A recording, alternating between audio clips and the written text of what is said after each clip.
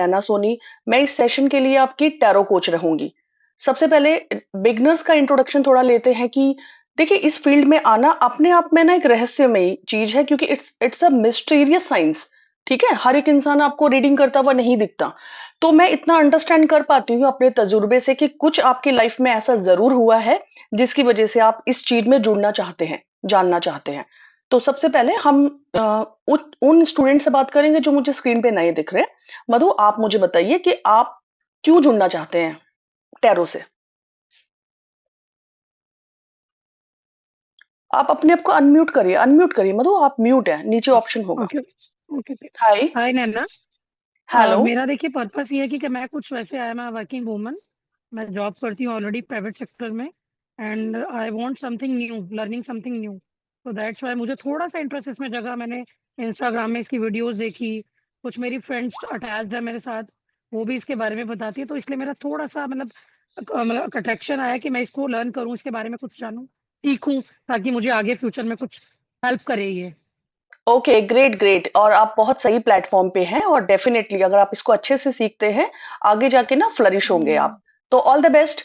टीना जी, आपसे जानना चाहेंगे कि इस फील्ड में आप एंटर कर रहे हैं, तो क्या ऐसे आपका लाइफ का कुछ रहा, क्या ऐसा ट्रांसफॉर्मेशन था जो आपको यहाँ तक लेके आया, और आगे आप इससे क्या चाहते हैं। मैम एक्चुअली क्या था कि मैं एक हाउस वाइफ हूँ। तो मैं मतलब मैरिज के बाद बाहर निकली नहीं, मुझे कुछ मालूम नहीं है। लेकिन जैसे जैसे हमारी जर्नी आगे गई ना, तो मेरे फेसबुक पे ये टैरो का आता था कार्ड का। तो क्या ओके। है कि मैं इसको देखती, तो ये मेरी लाइफ का सिमिलर बताता था। तो मेरे मन में जिज्ञासा हुई कि क्या मैं भी इसको सीख सकती हूँ या कर सकती हूँ, और फिर इसमें मेरे फ्यूचर प्लान भी बन सकते हैं या नहीं बन सकते हैं। उस चीज के लिए मैंने एंटर लिया है। बस यही है। Okay, great great great. All the best. जो नए स्टूडेंट हैं उन सबको ऑल द बेस्ट। पुराने जो अभी ज्वाइन कर रहे हैं या करेंगे वो ऑलरेडी जानते हैं, इस फील्ड में हम आते ही इसलिए क्योंकि कुछ तो हमारी लाइफ में ऐसा हुआ है जो एबनॉर्मल है ना, और उसे हटके है ना। जब हम आत्म मंथन की तरफ जाते हैं कि हमें करना क्या है, तो हम इसी फील्ड की तरफ जाना शुरू करते हैं, और हमें ना अंतोगत्वा एक एक फाइनल डेस्टिनेशन मिलता है, जीने का पर्पस मिलता है ना। और मैं ये नहीं बोलूंगी सोर्स ऑफ इनकम डेवलप नहीं होते, वो भी डेवलप होते हैं। ठीक है। तो आज हम टैरो करने जा रहे हैं, लेकिन इससे पहले ना थोड़ा सा हमें समझना पड़ेगा कुछ बेसिक चीजें, जो ना केवल टैरो रीडर्स को, इनफैक्ट जो भी अकल्ट साइंस में लोग हैं, चाहे वो भृगुनंदी नाड़ी करते हैं, प्रश्न शास्त्र करते हैं, वैदिक करते हैं, एंटर हुए हैं, तो ठीक है आपके लिए जानना जरूरी है। ऑलराइट। ठीक है। तो ठीक, ओके समझिएगा, ओके। ज्योतिष, ज्योति प्लस ईश, ईश्वर की लाइट है ये। आप यहाँ पे देखिए, समझिएगा, ईश्वर की लाइट क्या होती है। एक तो होती है कि मैं प्रिडिक्शन करने आई हूं, मैम मुझे प्रिडिक्शन सिखाइए बस, है ना, कल क्या होगा, उसका क्या होगा, जॉब कब लगेगी, बच्चे कब होंगे। ये इसका एक संदर्भ है। लेकिन दूसरा साइड क्या है, लाइट अपनी लाइफ को इम्प्रूव करने के लिए। ऑलराइट। जैसे आप आज है ना, 10 साल बाद ऐसे नहीं रहेंगे अगर आप ज्योतिष में आते हैं, क्योंकि ये सबसे पहले एनलाइटन करता है उस व्यक्ति को जो इसको सीख रहा है। ऑलराइट। अब इसके साथ साथ समझिए, सबसे इंपॉर्टेंट एक बात आती है कि मैम हम ज्योतिष तो सीख रहे हैं, क्या हम सब कुछ बदल देंगे, सब कुछ ठीक हो जाएगा, सब कुछ मेरे कंट्रोल में होगा। तो इसको हम थोड़ा समझते हैं, इसके लिए हम जाएंगे कर्मा थ्योरी पे। ठीक है। तो कर्मा थ्योरी क्या कहती है, आप समझिएगा। देखिए, स्क्रीन पे मैं बताने की कोशिश करती हूँ। ये मान लीजिए आपका क्लाइंट है। ऑलराइट। आपका क्लाइंट है, कोई भी हो सकता है, आप खुद भी हो सकते हैं जिसके लिए रीडिंग ले रहे हैं। अब ये समझिए, अब जो आपका क्लाइंट है ना, मल्टीपल लाइफ उसने पहले जी है आज से पहले। ये उसकी करंट लाइफ है, ये आज है उसका, लेकिन इससे पहले मल्टीपल लाइफ वो जी चुका है। ऑलराइट। अब समझिएगा, ये जो मल्टीपल लाइफ जिए ना उसने, तो उसने कर्म अच्छे किए, बुरे किए, जो भी किए, ये ना यहाँ पे एक्यूमुलेट हो गए, इकट्ठे हो गए, जिसे कहा जाता है संचित कर्म, इकट्ठे करे हुए कर्म। ठीक है। अब हम बात करेंगे दूसरे कर्म की, प्रारब्ध। प्रारब्ध क्या है, डेस्टिनी। हम बोलते हैं ना, आपने सुना होगा, यार ये तो मेरी डेस्टिनी है यार, इसलिए मेरे साथ ऐसा हो गया। तो रिसर्चर्स कहते हैं ये डेस्टिनी ना 60 से 70% होती है, और ये फिक्स होती है। क्या रहता है इसमें, जैसे कि मैं किस घर में पैदा हुई वो मेरे हाथ में नहीं है, लेकिन उस घर के रिसोर्सेस को मैं कितना यूज कर रही हूं वो मेरे हाथ में है। मुझे कैसा बच्चा मिलेगा, कैसा हस्बैंड मिलेगा, वो मेरे कंट्रोल में नहीं है, क्योंकि वो मेरे प्रारब्ध का हिस्सा है, इसका हिस्सा है वो। ठीक है, क्योंकि संचित कर्म तो बहुत सारे हैं, मैंने बहुत सारी लाइफ जी है, तो इस लाइफ में मुझे क्या मिल रहा है, प्रारब्ध एक पार्ट मिल गया जो आप नहीं चेंज कर सकते। अब 40% हमें जो मिलता है वो मिलता है आपका फ्री विल। फ्री विल का क्या मतलब हुआ, क्रियमन कर्म, जो आप कर्म करेंगे उसके बाद जो आपके जीवन में बदलाव आएंगे। तो हम टैरो रीडर्स ना सिर्फ इस 40% पे काम करते हैं। तो सबसे पहले ध्यान रखिएगा कि अगर कोई ये सोचता है हम किसी भी तरीके के रीडर बन के ना भविष्य बदल देंगे, वो पॉसिबल ही नहीं है। सिर्फ 40% आप कर सकते हैं। और ये कैसा बदलाव होगा, मान लीजिए बाहर बारिश हो रही है और आप सोचे कि भाई मैं ऐसे निकल जाती हूं, ठीक है, आप भीग जाएंगे, लेकिन इस 40% को यूज करके आप क्या कर सकते हैं, छाता ले सकते हैं, है ना। तो आप बीमार भी नहीं पड़ेंगे और आप अपना काम करके अच्छे से वापस आ जाएंगे। लेकिन आपने क्या किया, प्रारब्ध को, डेस्टिनी को नहीं बदला, बारिश को नहीं बदल पाए, आप उसको रोक नहीं पाए। ऑलराइट, तो सबसे पहले हमें ये समझना जरूरी है कि हमारे हाथ में पोटेंशियल कितना है, कितना करने की अनुमति परमात्मा ने दी है, क्योंकि हम रीडर्स हैं, हम भगवान नहीं है। इस चीज को समझना है, क्योंकि जैसे जैसे इस फील्ड में हम आते हैं और सक्सेस मिलती रहती है ना, मेरे अंदर ना गुरूर आ जाता है कि यार मैं कर पा रही हूं, है ना। तो हमें अपनी हमेशा लेवल पता होना चाहिए कि हम कितना परसेंट कर सकते हैं और कितना नहीं। ऑलराइट, इतना मैं मान के चलती हूँ आप सबको क्लियर है।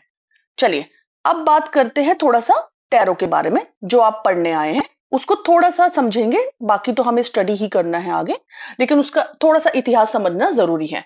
देखिए, oriented in northern Italy in 15th century, है ना, 15वीं सेंचुरी में टैरो का आगमन हुआ था, वहां बना था इटली में।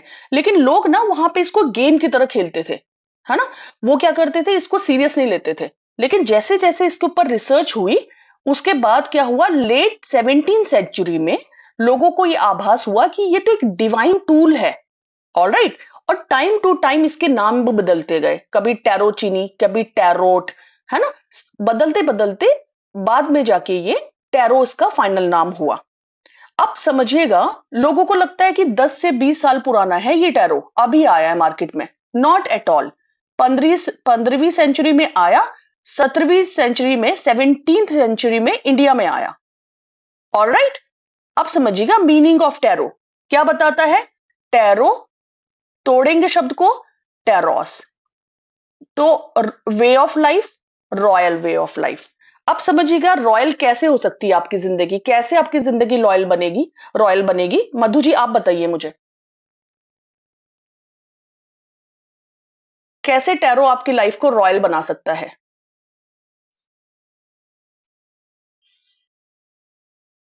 अनम्यूट करिए। होंगे, थिंक पॉजिटिव रखनी होगी।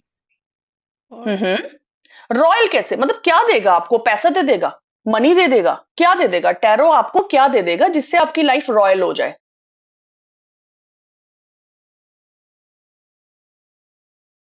टीना आप कुछ ऐड करना चाहे।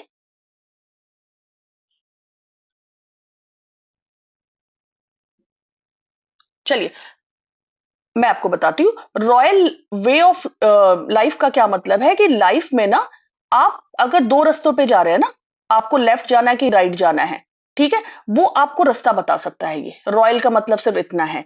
दो पार्टनर है मेरे पास, ए और बी, किसको चूज करूं वो बता सकता है ये। दो जॉब बता सकता है, ठीक है। लाइफ को बेसिकली रॉयल बनाने का मतलब कि राजा रानी नहीं बनाएगा, आपकी लाइफ को सरल कर देगा, आसान कर देगा, रास्ता अच्छा कर देगा। ऑलराइट, चलिए अब सबसे पहले समझते हैं myth about tarot. Tarot reading में क्या क्या मिथ है उसको समझते हैं, क्योंकि उसके बिना ना देखिए पॉसिबल नहीं होगा। पहले आप अभी जा रहे हैं पढ़ने, 10 लोग आपको 10 चीजें बताएंगे, है ना, तो आपको पहले समझना है कि इसके बारे में थोड़ी जानकारी आपको होनी चाहिए। चलिए सबसे पहले है मिथ क्या क्या हो सकते हैं। मिथ होते हैं टैरो में, सबसे पहला मिथ ये होता है कि टैरो रीडर ना अपने लिए नहीं टैरो निकाल सकता। आप समझिए, कोई भी इंसान अगर खाना बना रहा है तो क्या वो अपना खाना खुद नहीं खा सकता, या फिर कोई डॉक्टर, उसको हेडेक है, वो पेशेंट को मेडिसिन दे सकता है, क्या वो खुद के लिए इस्तेमाल नहीं कर सकता। तो ये सबसे बड़ा मिथ है जिसको बस्ट कर रहा है हमने, और मैं आपको इसीलिए बता रही हूं कि टैरो जो है आप अपने लिए हमेशा लगा सकते हैं। दूसरा मिथ समझिए, दूसरा मिथ ये होता है कि टैरो तभी करिएगा जब आपको गिफ्ट मिले। अब समझिए कि इंडिया में इतने कम टैरो रीडर्स हैं ऑन एन एवरेज, अगर आप गिफ्ट के चक्कर में रहे कि मुझे गिफ्ट मिलेगा तभी मैं रीडिंग करूंगी, तो पॉसिबल नहीं है। तीसरा मिथ समझिए, लोग बोलते हैं कि अपने आसपास ना क्रिस्टल रखिए, अच्छे अच्छे क्रिस्टल रखिए, आप ऐसा ड्रेसअप रखिए, बाल ऐसे रखिए, बड़ी बिंदी रखिए, पर्पल कलर का आपके पास टैरो डेक रखने के लिए बैग होना चाहिए। तो ऐसा कुछ भी नहीं है, बिकॉज ये एनर्जी की स्टडी है, ठीक है। और एनर्जी को, यूनिवर्स को इन सब चीजों की जरूरत नहीं पड़ती। लेकिन हाँ, कहाँ काम आता है, क्लाइंट को अट्रैक्ट करने के लिए। आपने बहुत अच्छी बिंदी लगा रखी है, आपके आसपास जेम्स हो, स्टोन्स हो, ठीक है, अट्रैक्ट करता है। ऑल्दो जब आप इस टैरो को करते टाइम ना, अगर आप क्रिस्टल्स रखते हैं, वो काम करते हुए पाए गए हैं। ऑल्दो उनको भी फिर आपको चार्ज करना पड़ता है, ऐसे नहीं कि आपने क्रिस्टल रख लिया और उसी को चलाए जा रहे हैं महीनों महीनों। ऑलराइट, तो ये यहाँ पे मिथ मैंने बस्ट किया आपके। अब समझते हैं कि टैरो डेक क्यों हम राइडर एंड वेट पढ़ रहे हैं। राइडर एंड वेट जिसमें 78 कार्ड्स हैं, इतना बड़ा डेक क्यों पढ़ रहे हैं हम? तो इसके पीछे रीजन ये है कि अभी मार्केट में ना 3000 से भी ऊपर डेक अवेलेबल है। शिवा डेक है, ओरेकल है, साई बाबा डेक है, जिसमें से क्या है, उनमें कितने कार्ड्स हैं? 40 होते हैं, 30 होते हैं, ठीक है। क्या किया, इसको तोड़ के इजी करने के लिए रीडर्स ने कंफर्ट के लिए ये सारी चीजें इस्तेमाल की कि यार ऑलरेडी ना उसमें कुछ लिखा होता है कि पॉजिटिव है, नेगेटिव है, इजी कर दिया गया। लेकिन कभी भी किसी शास्त्री के साथ छेड़छाड़ नहीं होना चाहिए, हमें कंप्लीट स्टडी करनी चाहिए अगर हमें कुछ बनना है तो, ठीक है। वैदिक के स्टूडेंट जानते होंगे, यहाँ पे जब हम वैदिक पढ़ते हैं तो बहुत अथाह सागर है, ठीक है। और फिर क्या करते हैं, शॉर्टकट में हम बीएनएन कर लेते हैं, है ना, या केपी एस्ट्रोलॉजी कर लेते हैं। तो सिमिलर टैरो के साथ भी सेम चीज हुई। जैसे जैसे टाइम में इंसान इवॉल्व हुआ, उसने चीजों को आसान करने की कोशिश की। तो मैं ये बताना चाहूंगी, राइडर एंड वेट जो है सबसे ज्यादा रिसर्च किया गया डेक है ये। इसमें 78 कार्ड्स होते हैं, सबसे बड़ा डेक है। तो एज अ बिगनर सबसे पहले आपको ये पढ़ना चाहिए, इसमें पैर जमाने चाहिए, उसके बाद आप दूसरे डेक की तरफ मूव करेंगे। ओके, अब ये बहुत ज्यादा काम का नहीं है, लेकिन सुनना चाहते तो सुन लीजिए। 1909 में बनाए गए थे ये डेक मिस्टर ए वेट के द्वारा, ठीक है। जो डेक था ना, जो पत्ते हैं, जो सबको ताश के पत्ते लगते हैं, 1909 में वेट ने बनाए थे। और पिक्चर्स जो बनाई थी, स्केच बनाया था, पामेला कॉलमन स्मिथ ने बनाया था। ऑलराइट, अब इसमें कितने कार्ड्स होते हैं? 78। कितने भागों में विभक्त होते हैं? वो 2 भागों में बटे होते हैं, minor arcana and major arcana. Alright, अब मैं आपको इसको डिटेल में बताती हूं। ये थ्योरेटिकल पार्ट था जो मुझे लगता है कि आप सबको आना चाहिए, ठीक है। अब देखिए मधु, आप भी ध्यान से समझिए, सारे स्टूडेंट समझेंगे। जो टोटल डेक है, कितने कितने उसमें कार्ड्स हैं? मैंने आपको बताया 78। ऑलराइट, आज का क्लास इंपॉर्टेंट है क्योंकि यहीं से आपका बेस बनेगा। तो टोटल कार्ड जो आप पढ़ेंगे, दिस इज द डेक, ये डेक है। मैंने बाइफरकेट करके रखा हुआ है ग्रुप्स में, लेकिन समझिए इसमें 78 कार्ड्स होते हैं, ठीक है। अब समझिए, सबसे पहले बात, ये जो 78 कार्ड्स है ना, ये इनको डिवाइड कर दिया गया है। 22 कार्ड अलग हैं, 56 अलग कर दिए उन्होंने। क्यों कर दिए? क्योंकि जो 22 कार्ड है ना, वो मेजर आर्काना है ना। अब थोड़ा सिंपल बताती हूँ। आर्काना, आर्काना क्या है? ग्रीक वर्ड है, ठीक है। आपको समझना है मोटा मोटा कि वो एक सेट है, कार्ड्स को 2 हिस्सों में बांटा, 78 टोटल थे, उसमें से उन्होंने 22 अलग कर दिए।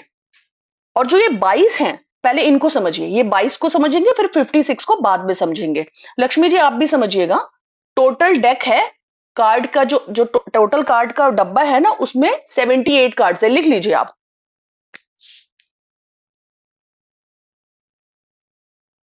अब लिखिए 22 कार्ड्स जो हैं वो मेजर आर्काना है, बड़े कार्ड से लिखिए, अपनी भाषा में लिखिए, चीजों को कॉम्प्लिकेट नहीं करेंगे हम। तो वो मेजर आर्काना है जो बताएगा, बड़े बड़े इवेंट्स को बताएगा, ठीक है। टीना जी आप समझ रहे हैं? समझ रहे मैम। हाँ जी, तो 78 कार्ड्स का आप लिखिए कि 22 कार्ड मेजर आर्काना है। अब सबसे पहले इस 22 कार्ड को पहचानना सीखेंगे। 78 कार्ड्स है, कैसे पहचानेंगे? तो मैं बताती हूँ, इट्स वेरी इजी। जो भी मेजर आर्काना है, पहला कार्ड उसका रहेगा 0 से शुरू होगा। देखिए 0 है, पहचान क्या रहेगी? ऊपर ना रोमन नंबर में ऊपर नंबर लिखा होगा, ये 0 है। नीचे इसका नाम है द फूल। कार्ड का क्या नाम है? The fool. The the fool. अब समझिएगा कार्ड की पहचान क्या है।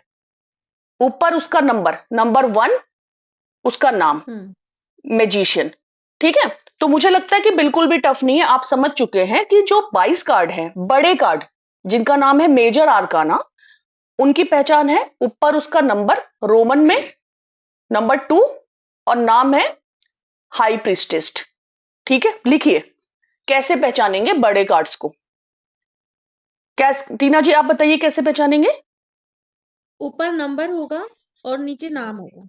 राइट, और नाम में कंफ्यूज नहीं होना। जैसे जैसे हम एक एक कार्ड को पढ़ेंगे, नाम आपको टिप पे हो जाएंगे, क्योंकि ये ग्रीक माइथोलॉजी है, तो अभी थोड़ा सा मुश्किल है। आगे जाके आपको क्लैरिटी आ जाएगी, खुद से आप नाम बोलेंगे। ऑलराइट, नंबर 3 नीचे उसका नाम है एम्प्रेस। ठीक है, अगेन नंबर 4 एम्परर। ठीक है, तो अब मोटा मोटा आपको ये समझ में आ गया कि 22 कार्ड जो है वो मेजर आर्काना है। लेकिन अब एक क्वेश्चन आता है, आप बोलेंगे 78 कार्ड में से 22 कार्ड को मेजर आर्काना क्यों बोल रहे हैं वो? तो इसका मतलब बचे हुए कार्ड माइनर आर्काना है। ऑलराइट, अब क्वेश्चन यह आना चाहिए आपके दिमाग में कि छोटे कार्ड ज्यादा क्यों और बड़े कार्ड कम क्यों? इसके पीछे रीजन ये है, टीना जी, मधु जी, लक्ष्मी जी, सबको मैं बता रही हूं। आपकी लाइफ में शादी कितनी बार होती है? एक बार, या किसी की 2 बार या 3 बार, है ना, हार्डली। या आपका बच्चा हो गया 1 बार 2 बार, डिवोर्स हो रहा है किसी का 1 बार 2 बार, गाड़ी खरीदना। तो बड़े इवेंट जो है हमारी लाइफ के कम होते हैं। ऑलराइट, तो इसीलिए मेजर आर्काना उनको गिनती में कम कर दिया। तो मेजर आर्काना 22 है, लेकिन वो क्या इंपैक्ट बड़ा छोड़ेंगे। कैसे? किसी का डिवोर्स हो गया, कितना बड़ा झटका है उसको, है ना?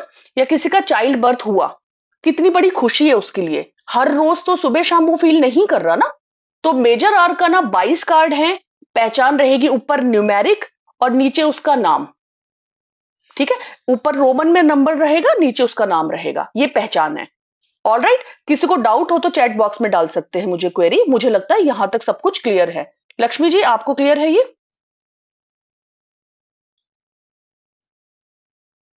अनम्यूट करिए।